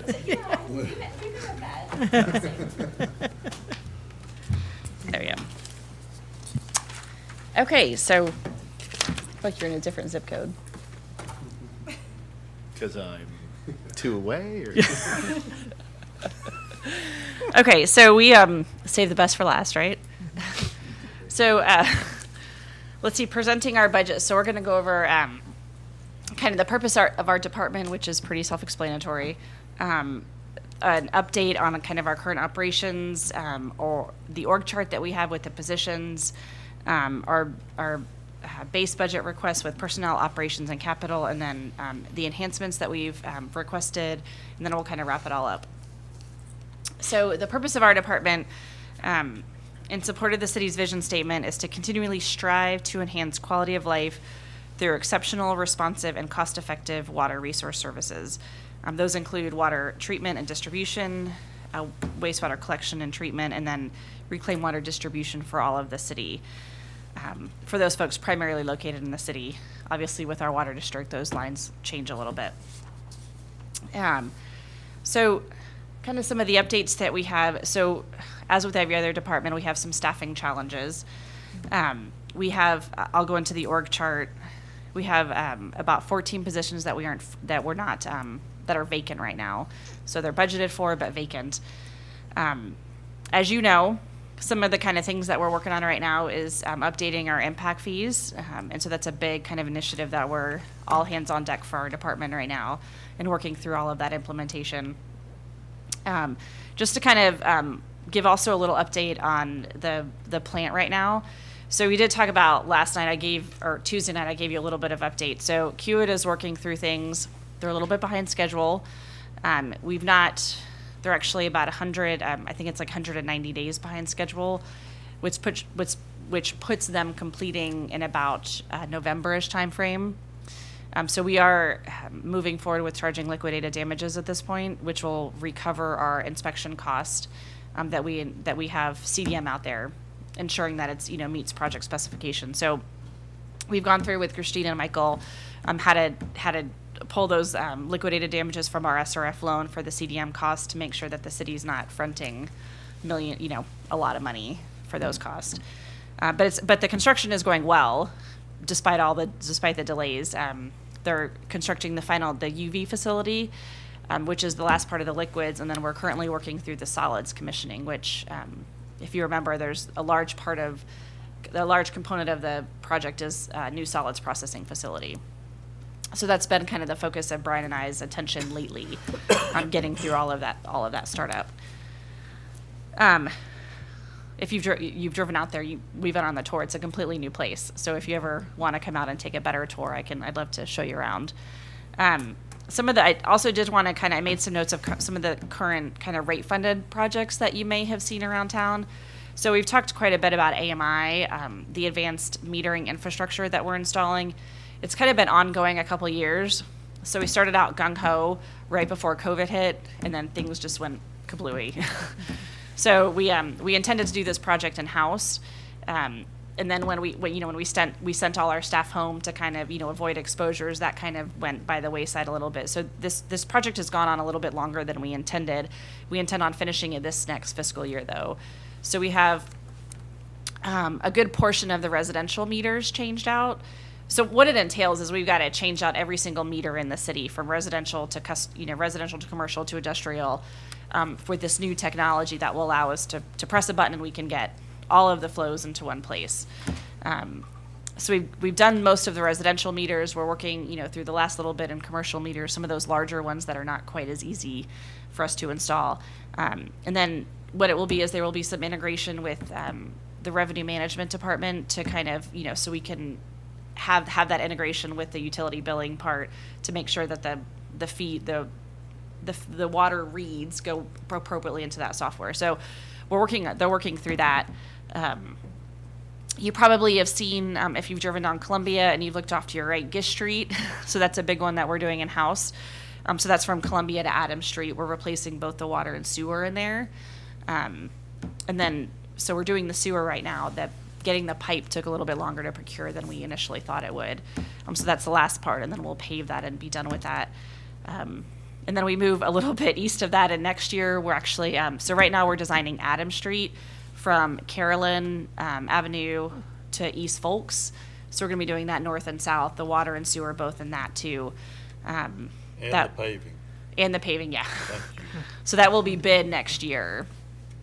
Fiscal year 23 is when we're designing that right now, bid that next year. We're designing right now 2 pump station replacements, so at Forest Crossing 1 and then at Riverview. They're older, outdated stations, so that's just part of our kind of annual replacement, getting up to better equipment for our crews, better technologies. We also have a significant amount of CIPP lining, which is kind of that sock that we insert, and it kind of forms a new pipe inside. So we do that, and then one of the awards that you also looked at Tuesday night was the Spectre Shield for manholes. So we line manholes to prevent infiltration from coming in. So we have a lot of brick manholes where the mortar is starting to degrade. This allows us to keep all of that groundwater from coming into our sewer system. So those are just a couple of the rate-funded renewal projects that I kind of mentioned. We have a lot of studies, kind of a lot of evaluating different things, so we can kind of get those in the budget sequence for the following years. So do you have any questions, or you're looking at me very pensive? So Sorry. I'll lighten up a little while. So the next one is our org chart. So super hard to see. So we have 95 budgeted positions in our department, and as I talked about, we have 14 vacant positions. So those are just, through attrition and through, folks leaving and coming and going, we've just not been able to keep filled. So it's putting a strain on our operations a little bit. We're not able to do things as quickly as we wanted to, but we're making do with the best that we can. Yeah. Let me unmute. As we start looking at the southeast project, are you forecasting that your org chart is basically going to double and mirror, or how many? So And I know that's further out, but when you said you had 14 openings right now, and I know that's a lot Sure. of that's attrition, but it made me start thinking about, okay, where are we going to be in a few years? Yeah, so if you get your spectacles out and look at the little tiny, let's see, the 3 light green boxes on the right-hand side. So that is the little organization for the plant, for the reclamation facility. So that I would anticipate to somewhat double, not completely, but almost. So what we do is we try and have, at least 2 people on every shift to kind of for safety purposes as well as operations. So that's, second and third shift, so that's staffing 24 hours a day. And then we typically have more people on first shift just because it allows for, maintenance and kind of those types of things. So, That answers my question. At 334% magnification, I can see it. you can finally see it. Let's see, so that facility's a little bit far off in the future, so we haven't requested those folks yet. Okay, we'll do the next slide. You zoomed in on that. Oh, that's you, I'm sorry. Okay, so we'll get into the actual numbers of things. For fiscal year 22, at the end of the year, we anticipate the beginning balance to be 50 million, with revenues accounting for almost 35 million of that, and then expenses at about 33.5 million. And this is where the annual disclaimer has to come in. So this is, of course, an enterprise fund, which is based on Let's say that, accrual-based accounting. This is our best attempt to translate it into modified accrual-based accounting to make it look, walk, and talk like all the other budgets. Now, the revenues are the revenues, and the expenses are the expenses. But the beginning and ending balance numbers are approximations. And that's, so if you pull up, and Christine always has her audit, you will not find those balance numbers in that document. This is an attempt by us to try to put it on a similar, understandable concept for you to approve the budget and understand it. But at the end of the day, the full accrual is, of course, what is reality, and that includes things like depreciation. It includes the value of all of the assets, the plants, the pipes, et cetera, et cetera. So, And let's say, because it is a separate fund, the taxpayers don't pay for it at all. It is the people that use the water, use the sewer, because those are not the same as the citizens of Franklin. Some of them are a smaller part on the water, a smaller part of the city of Franklin, but on the sewer, it's probably bigger than the. It is, and some of those reach outside the city. That's So we right. serve some in Brentwood a little bit Yeah, on the south side. So this was a Some bit, unincorporated, small. Unincorporated, yep. it has gone up. I mean, be that as it may, that the funds are, it has gone up $15 million in 2 years. The beginning, the balance, the fund has gone up. Is that right? Is that because 35 to 50? Should we talk offline for that explanation? I don't want to. it will require a little bit of massaging of an answer, only in the context that this amount of beginning balance has been there and designed to be there to help support some of your larger capital projects. And so it is a question of the timing of when our portions of the cash towards those projects gets expended. There is a cash portion in the water reclamation expansion project. Right. There are with some other things, so. and- That will be paid. And some of that also helps us float dollars for the loans that how we Right. manage that. So it does have a purpose in helping us manage and in the most efficient way possible finance that largest in our history project. And that's that's perfect. But I guess as we look at some of the impact fee, looking at all of that and seeing that kind of increase over a few years, although it's not the accrual basis or whatever, but it does just stick out. But that makes sense. But we wouldn't project it to do that. No. There are commitments, if you will. More will be on coming a fair out amount in of the- that okay. balance. Understood. Would Thank be you. another good way of makes sense. understanding. But notice what was just said. We have the biggest expense that we've ever had in that. And that's. And about thank you. 20 million is paid for in cash. The project's 153 million. 20 million is in cash, and then at any given time, as we're using our state revolving loan fund, we are floating between $1 and $5 million, waiting for those monies to come in from the state. Well, we have to pay the contractor and then wait 60 to 90 days to receive reimbursement. So I checked this week because I was looking at cash balances and we were waiting on a little over $1 million, which is actually kind of low. Most of the time, we're waiting for closer to $5 million to come in. So that's something that on a weekly basis we're managing, is how much are we floating the state to reimburse us on the projects. That is part of that, as Michael said, we'll be glad to maybe kind of talk through water and sewer, and maybe in a different context, because these beginning what Michael shows on a budget basis, you will not find in the city's audit. Go up. I guess in light of the impact fees, we would expect actually it probably to keep going up over the next few years if those are passed in preparation for. So really it should be going. It will continue to go up.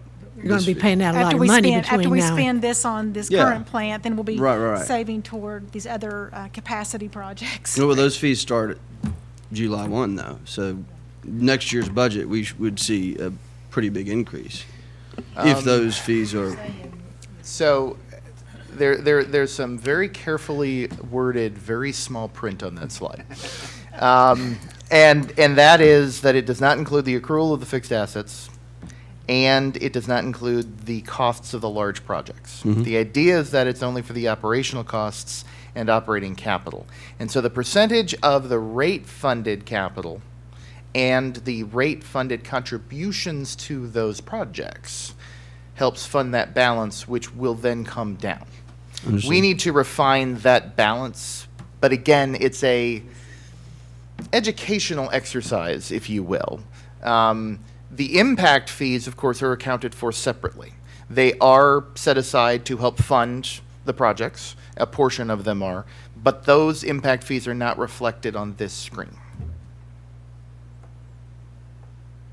We are also mindful of the fact we have guidance from the state to try to put this on more of a accrual method of budgeting. That's relatively recent guidance, and so this is still on what we've done in the past. We're going to work to get that to you. Whether or not that's going to be the next 3 weeks, we'll see. There's a fair amount of other things to do, but that is something that we're also going to work to adjust as we move forward. Okay, so we'll do next slide. Next slide, let's see. Okay, so the base budget request for personnel, so it's an increase of almost $1 million, a 12.2 increase. So we are not requesting any additional people in the enhancements that you'll see. So we talked about the total authorized and budgeted positions of 95. We have total authorized requested for restoration. So this is why I may need your help with the terminology. So this is where they were budgeted, but they have been unfunded. So we are requesting 2 additional people. That's the equipment operator and utility service worker. So right now because we have 14 vacancies, we have some compressed crews. So we have 2 crew chiefs working together because we don't have a full crew, which limits the amount of construction work that we can do. So we're looking to expand those folks, or to rehire those folks to kind of get back to full crews so we can get back to full operations. Oh, you go ahead. Just a omission. The total ad for both positions is not $63.53. And in fact, the total amount for the two is not $63,000. That's only one of the two positions, and I inadvertently left off the cost, which is similar for the other positions. Yeah, so think of it each. So. Okay, we'll do the next slide. Let's see. So, moving back to the operation side. So, we're looking at an increase of about 1.3 million, which is a 6.4% increase. So the major increases are in operating services. So everything is more expensive now than it used to be. Our water purchase as well, interfund transfers, and then debt service payment, which I know that's shocking.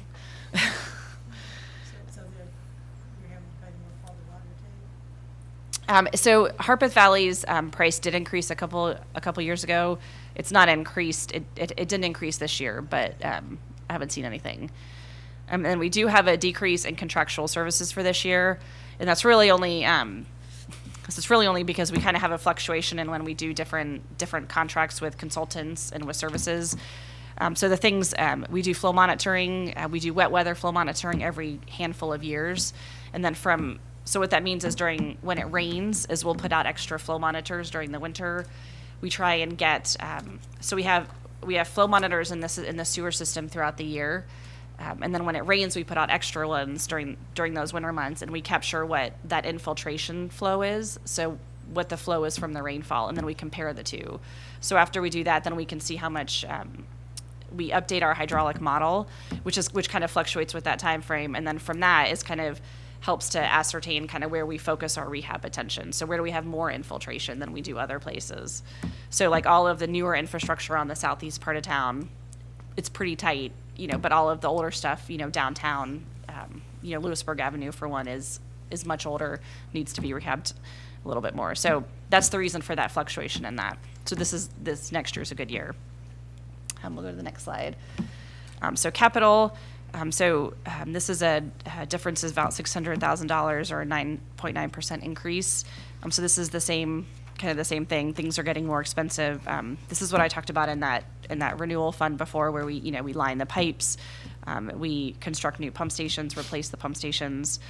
As Michael was saying, this doesn't cover the costs related to the major capital improvement projects.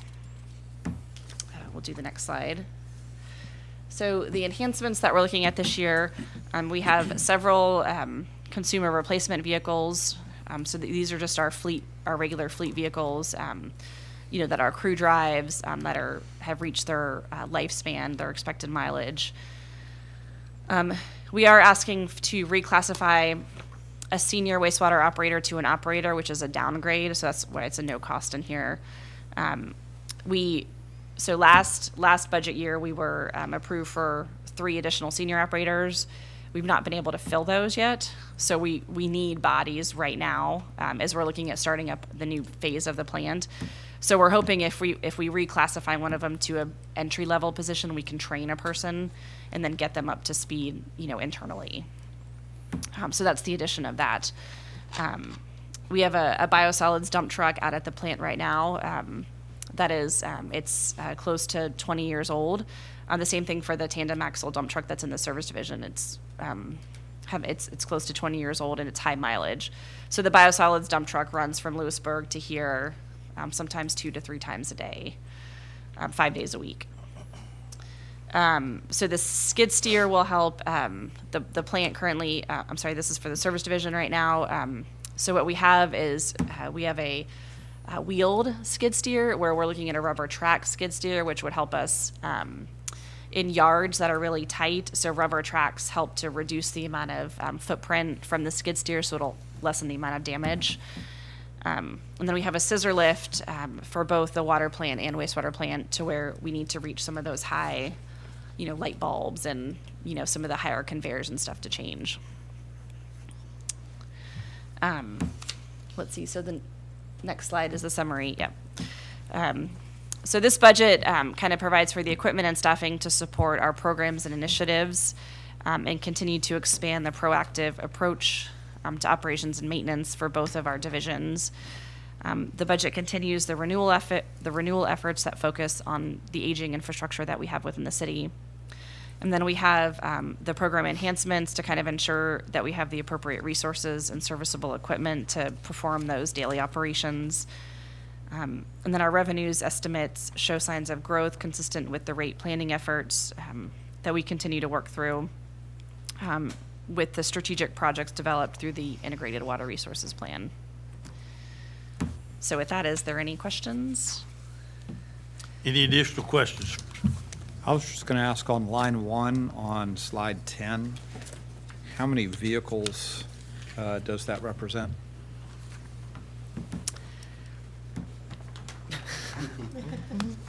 Sorry, Michael. Is 8?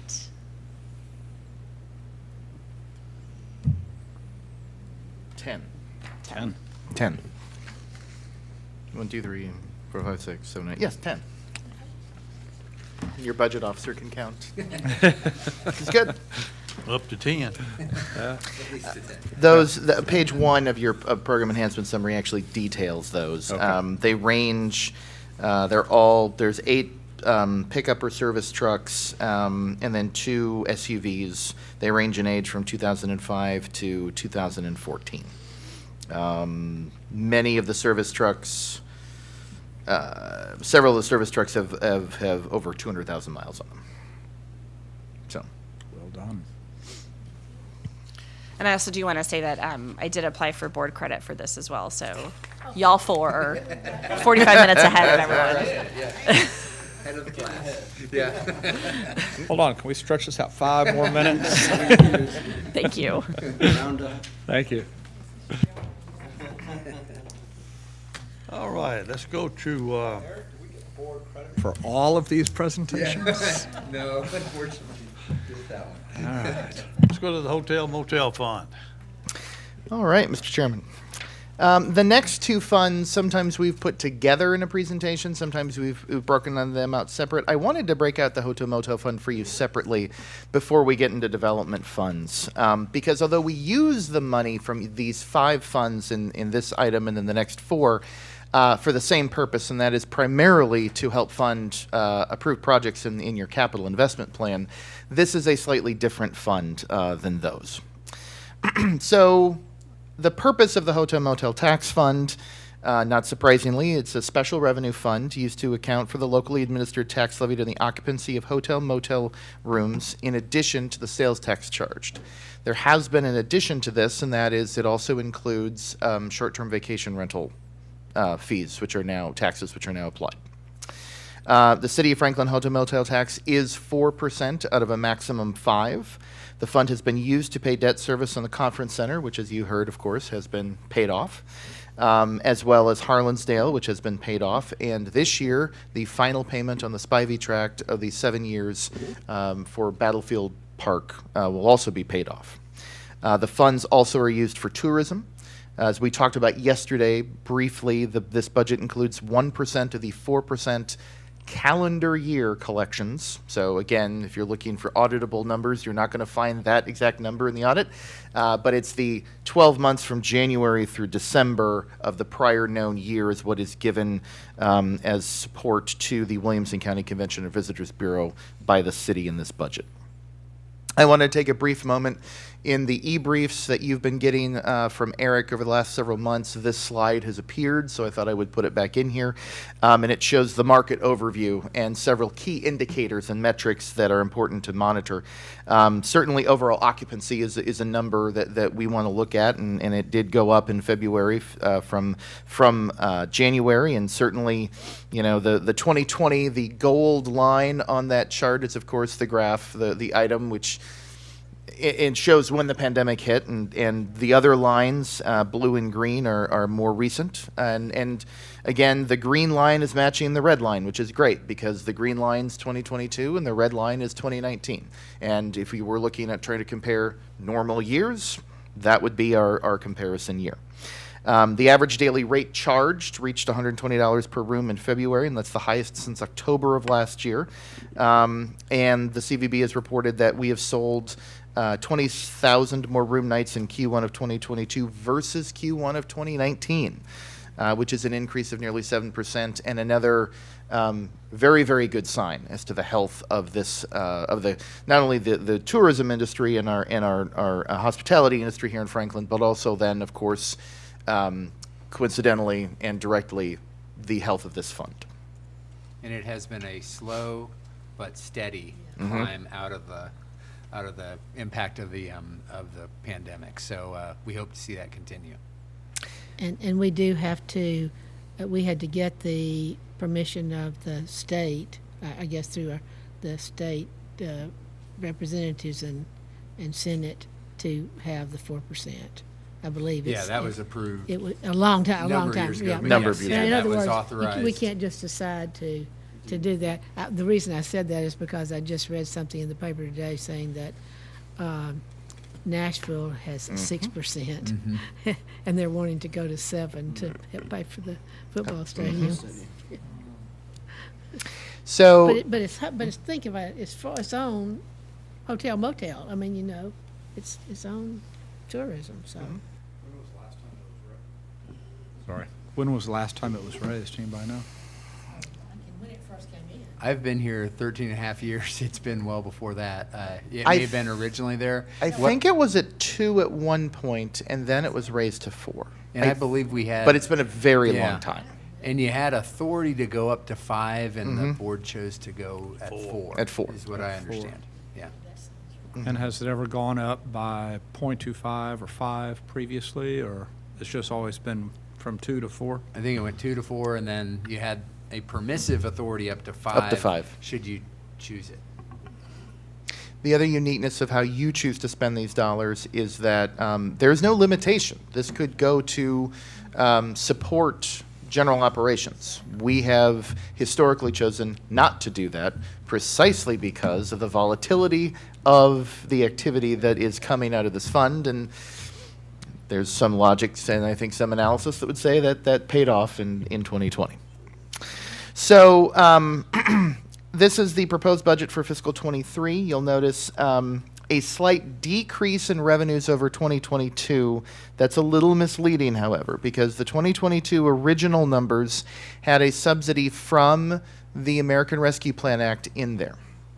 And these numbers are much more in line with what we actually collected in 2020, and we may look a little closer and revise them upwards again before you see this in 3 weeks. This is pure, straight hotel motel tax collections for the revenues.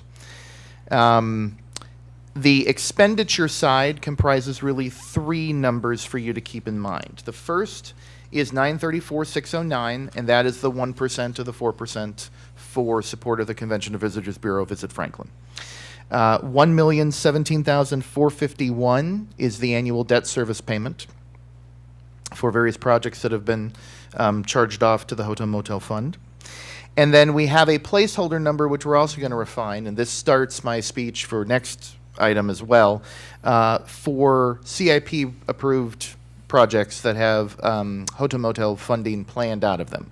This totals $3.2 million for fiscal 23. That includes $500,000 for Bicentennial Park, $537,000 for the finishing of the FSSD special joint project between the city and them on the ball fields, and then approximately $2.2 million for renovations to the main barn at Harlansdale. Now I say this begins my speech and also will be refined because we were sitting down to try to figure out what internally, where are we? But if we look at the CIP as of last October when we did this analysis, those are the numbers that we had plugged in for 23. That's why they're in front of you now. We will revise them before you see this budget in May. And we have identified projects that have a direct relationship to visitor tourism type of, help drive hotel rooms, et cetera, hopefully. So in summary, no fund has seen more volatility than this one in the last 3 years. And so we are thrilled with the fact that things have come back in nearly full force and maybe a little beyond in 2022.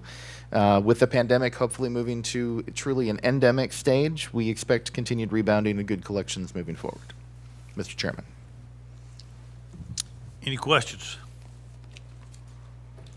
If there are no questions, then let's go to Item 6, budget presentation, development funds, city facilities, county facilities, road impact funds, and parkland dedication funds. All right. So these are all related because they are all directly related and heavily dependent upon the timing of development. They relate funds that we charge fees to developers and to people who pull permits in various ways, stages, and aspects of their developments. So the first is the city facilities tax, and this is a special revenue fund which accounts for the proceeds authorized directly by a special act of the Tennessee General Assembly in 1987 for the city of Franklin to levy and collect a privilege tax on new development that provides that new development contribute its fair share for providing new public facilities and equipment for 4 and only 4 uses: police, fire, sanitation, and parks and recreation expenditures. They can only be related on expenditures of growth, meaning we can't replace equipment, we can't replace infrastructure or facilities with it, but we can add on to our fleets and we can add on to our city facilities and infrastructure.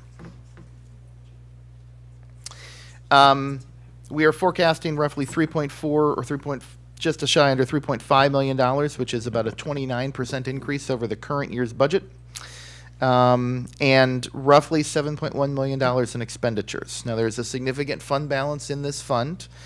The $7.2 million of expenses break out as follows, as you see on the screen. That would be $1.5 million for another piece of the Southeast Municipal Complex, $1 million for Bicentennial Park, and then approximately $4 million for the Robinson Lake Dam and Park project. We're revising those numbers. But again, if you tie back to the October 2021 presentation, that's what we anticipated to spend on those related projects out of this fund in 2023. What all are we getting out of number 3 again?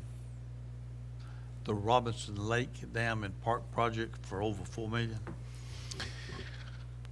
Now, because it's been drained now, right? It's been, yes, Yeah, the dam is drained. Yeah. The lake is drained, excuse me. That is, remind me, adjacent? What This is not just the lake and the dam, this is the park project, this is a contribution to the park, to the park project overall. Mm-hmm. So the dam is part of it, but there are other facets to that park development. Next fund is the County Facilities Tax Fund. So the county's facilities tax fund is a relatively new special revenue fund here in the city, and it accounts for our share of the county's adequate school facilities tax. 30% of the proceeds are distributed to incorporated cities within the county. 30% of the proceeds are divided pro rata among the incorporated cities based upon population of the last census. We began receiving a share of this in 2012. In 2017, we started accounting for this in its own fund. And you can use the funds for any particular public purpose. We have chosen to try to use them for capital-related projects that have a direct link to either county or school facilities. So to that end, revenues are forecast to go up again by about 20% to $913,000, and then $600,000 is for the joint city FSSD ball field project at Freedom Intermediate and Poplar Grove. In the past, we have used this to help subsidize the 96 West Trail project.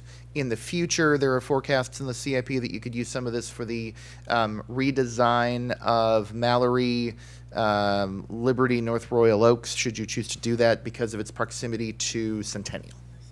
Okay? That's... Go ahead, sir.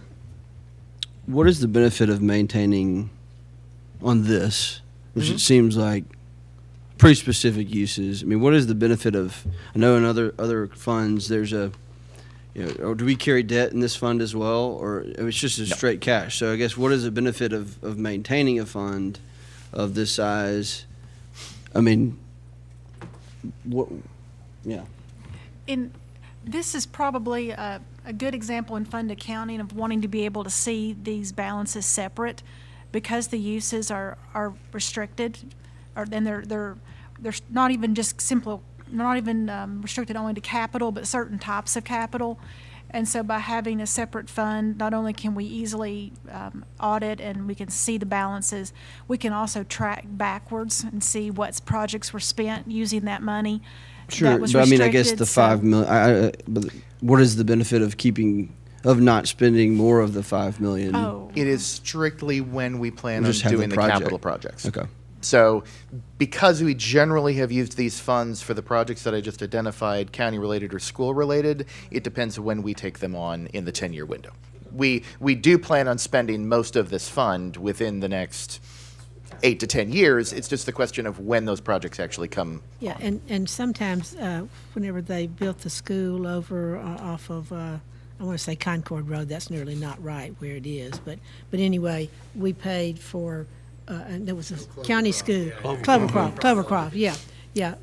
They were, the Williamson County Schools was building a new school out there, but we paid considerable amount of money for the roads out there and everything. So it really has been a connection kind of to specific, a lot of school things, Correct. school things. Not just, as I say, not just a ball field, but things that needed to be done to improve that, the area out there. So it kind of depends on what's coming up.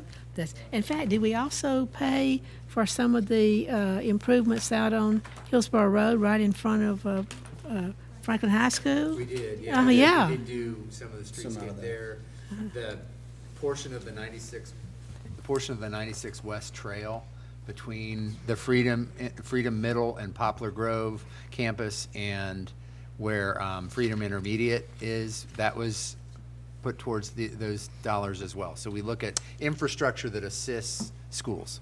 And we, Yeah, that's right.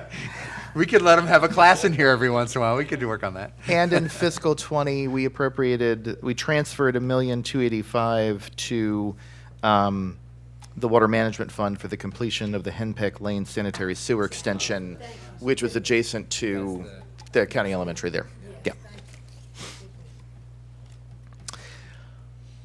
Next fund is the Road Impact Fund, which was a special revenue fund, or is a special revenue fund created for the accounting of expenditures in accord with City Ordinance 88-13 on the proceeds of road impact fees from new development.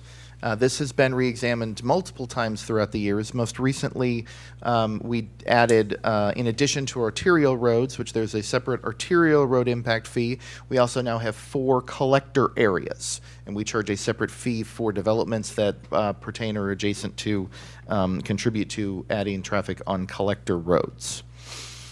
This is a major fund of the City of Franklin. If you remember the definition from the audit presentations, a major fund is going to be a fund that has at least 5%, I believe, of the total funds and fund balance, and there's another standard that I'm forgetting in my accounting.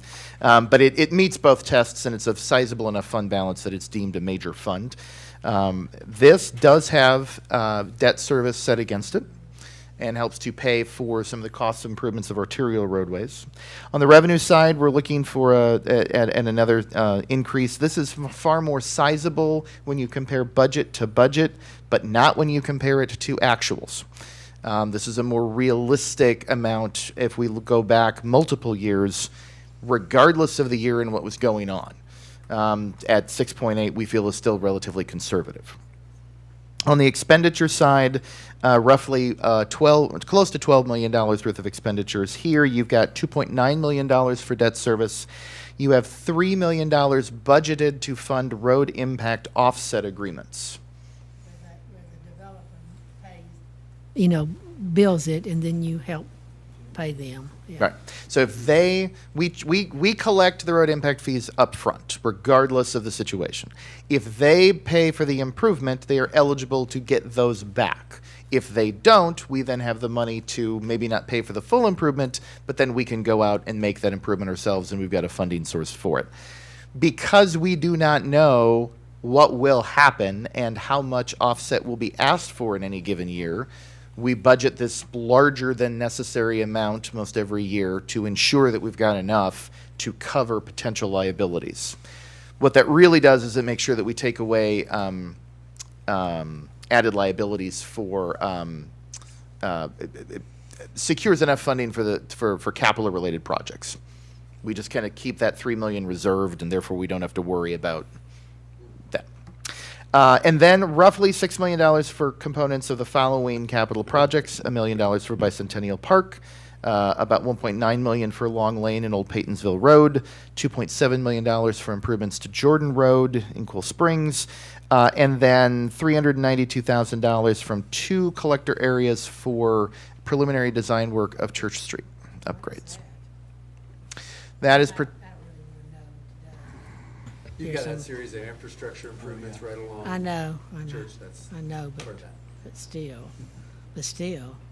But that's just the study. That's design. That's design Exactly. work. Design work, Exactly. preliminary design work, I think. That project is not, and the CIP not set to be funded until the 26 through 27, 25 through 27 time period in the CIP. Are these, and thank the public for giving us patience as we have 2 new members on this budget and finance, and staff for your patience. But is this like a regulated or a prescribed fee, or is this one like the water impact fee that we had the determination to change that, increase it as needed, or is this something that is prescribed by state? No, law? you established we this, and established in it, fact, okay. the city of Franklin, I think, was one of the first in the state to have anything of its kind. And we update it, and actually, I think it's in the budget for update coming up. We update it around every 4 years to look at the projects that are expected. There's an allocation of trips between the types of uses, whether it's residential or commercial uses. There's a formula to allocate their relative share, and we look at the projects that are in the pipeline and assign some costs and value to that. So it is updated regularly based on projects that are going to have the growth will have impact on. More regularly than the water. It is done far more regularly than the Too- water. Water is an outlier in that regard, but yeah, Understood. we've been pretty faithful on the road. And last time we did it is when we added the collector component. It had been arterials and collectors, and then it went just to arterials, and then we added the collectors back in with the 4 zones that could apply to that, because those were projects that were coming up more and more with development, and so board ultimately made the decision to include that as well, because it not only collects money, but it also helps you give credit to the developer when they build elements of that for you. So it works on both getting it done, but also providing a funding mechanism. The hue and cry in '87 when we did this, you're gonna kill growth. Man? Yes, that's true. Yeah. Yeah. You're gonna kill growth. And we ain't killed it yet.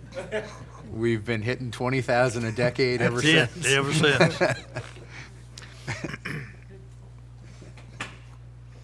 The final fund in development is Parkland Dedication. This was created in fiscal year 2015 under section 5.5.4 of the City of Franklin zoning ordinance. Funds can only be used for the acquisition or development of public parks, greenways and blueways, open space sites, and related facilities. We're forecasting about a 9.1% increase over budget in the upcoming year, and the appropriation of $6.9 million in expenditures for the following parks projects: $4 million for Liberty Park, $2.5 million for Southeast Municipal, and $400,000 for Bicentennial. Again, these numbers will all be refined with the city administrator's budget. One of the things I do want to point out is that this presentation, maybe more clearly than any we've done, kind of gives you an idea of how we try and to do the composite pieces of funding for CIP projects.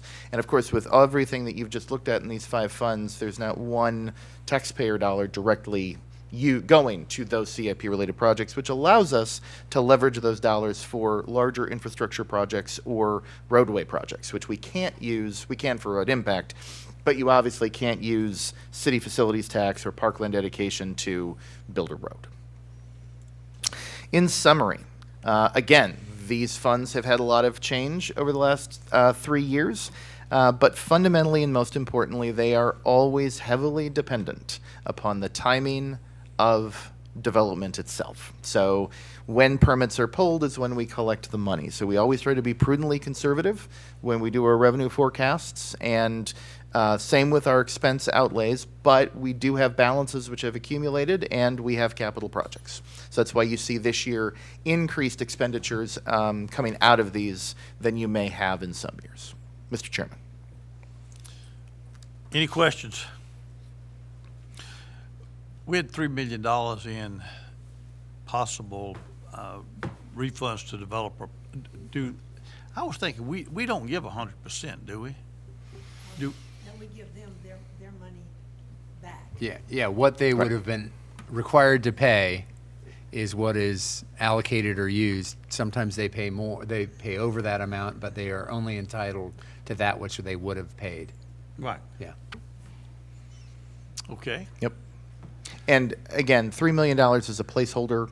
On average, I think since we've been doing that, it's been between $750,000 and $1.5 million every year. But you look at the liability of what, if you have multiple developers who decide I've paid in $1.1 million and I've paid in $800,000 and they choose not to do the improvement, or they choose to do the improvement fully, then again, that fund is.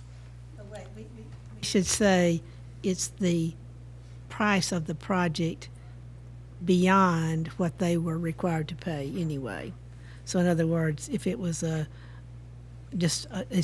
$1 million project and they were only required to pay $300,000, then and they go ahead and build the $1 million thing, then we pay them the difference from what they were required to pay and what they did pay to build the thing. And they have to, of course, submit, information about what they did. That we don't just say, yeah. But that's Right. There that's the are difference. quarterly requirements that the developers have to submit in terms of invoices, and that they have to fully expense that project before they're going to get Exactly. the dollars back from us. Well, it doesn't seem as if we have been, I can remember when that was something on every agenda. Mhm, yeah. But I don't see that much now. I think part of it too, I know when I first came to work here, there was a process that Building and Neighborhood Services and Engineering were working through some old agreements that there were different rules under. And I Okay. believe a lot of those, Eric, do you really remember that time? yeah. There was a lot of cleanup for 17, 18 of some old agreements that had to come back to the board. Shoot that duck. Yeah, Christine's right. We did sort of clean that up and really enhance the system that we use in working with those. So, and this, what Michael described in the budget is part of that, and it's much more systematized, if that's a word, but it is much more organized, and we did update that, and it's more standardized as well. So. Any other questions? If not, we've got one other item, debt service fund. We get to save the fun for last, don't we? This presentation is just, it's very important. We're going to talk about repaying the principal and interest that we promised the bondholders that we would repay. So we can go on actually to the next, this is the slide that I would like to just make a couple of comments on. Because the shape of this, I think, tells a good story for you to understand or to be aware of, is that I would describe our debt service obligations as stepping down, going down the stairs. And just to start with, our final year of debt service obligation is 2039. So as we start here, If we don't buy anything else or spend and we know we're anything going else. to have more debt. But as of today, what we're obligated to is we're starting fiscal year 23. We have 16 more years of obligations. We'll, here at the start of fiscal 23, our general obligation debt will be $121,500,000. As we look at this schedule together, the second column from the left, I know it's hard to see exactly, but I like for you to be able to see the picture. It's fiscal 23 that we're entering. that for that year, we have obligations of principal and interest of $15.7 million. But I want to point out to you that of that amount, $10.5 million is principal. So we're amortizing a lot of principal right now.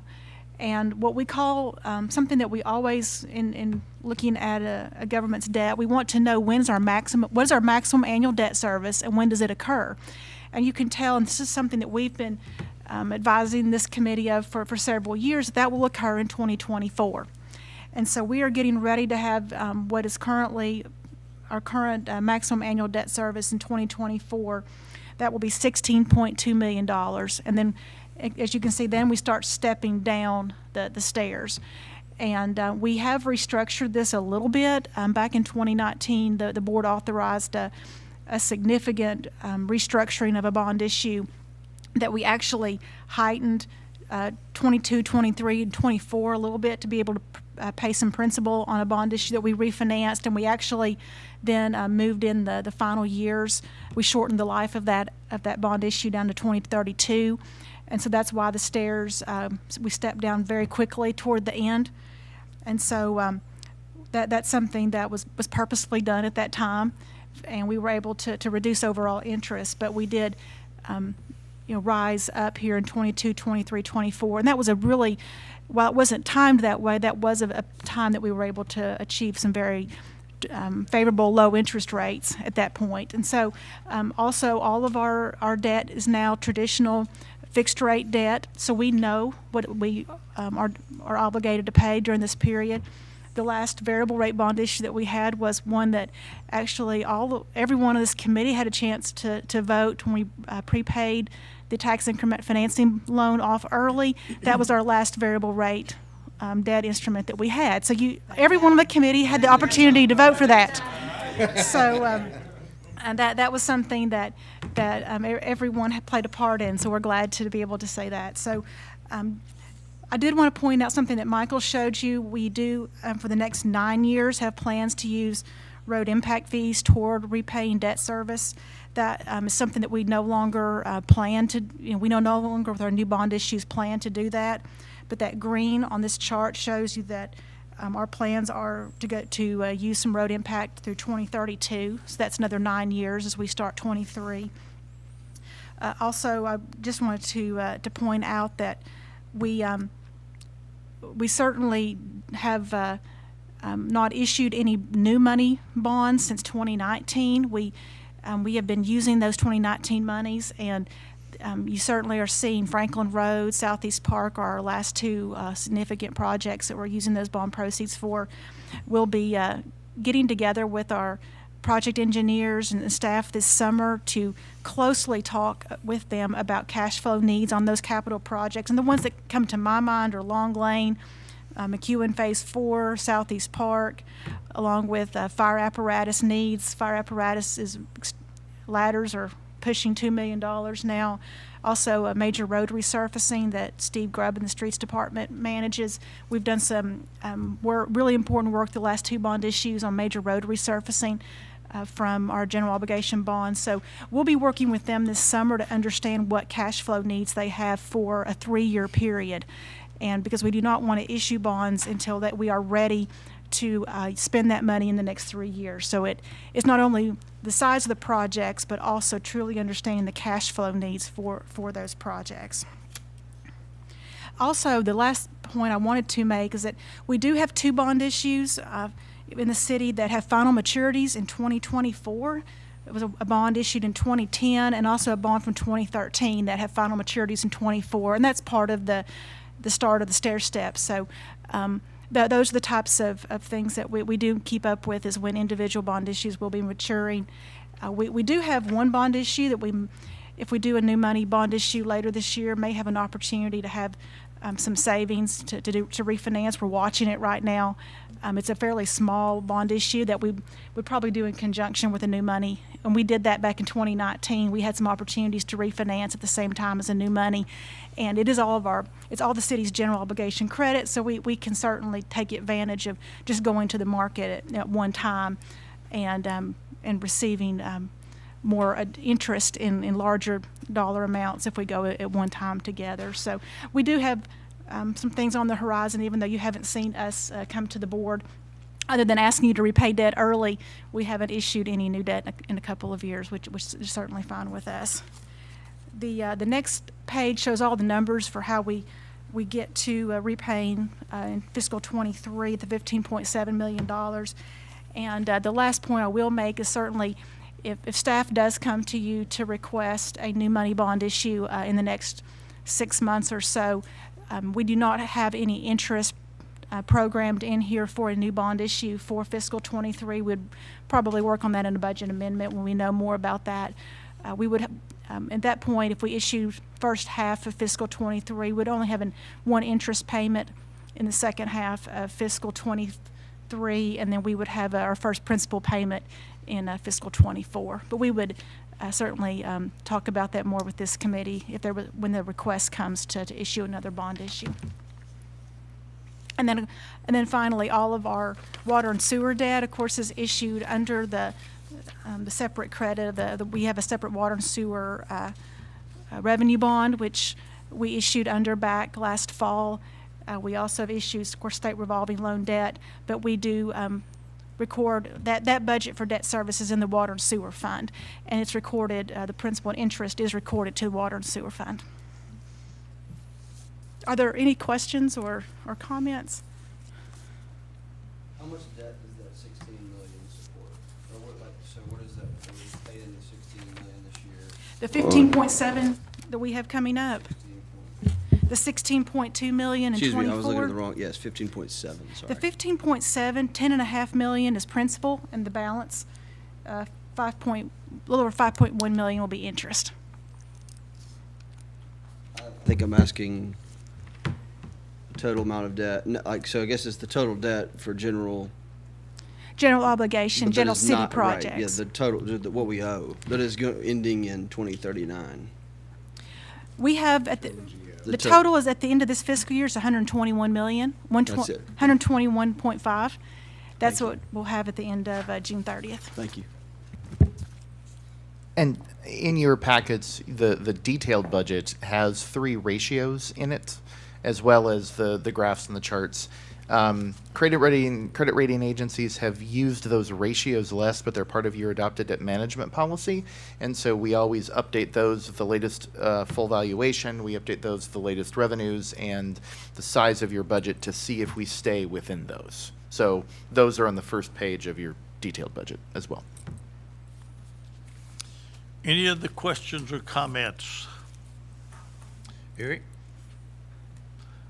Then I see an adjourn at the end of this. I'll entertain a motion.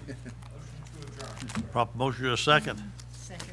All in favor indicate by saying aye. Aye.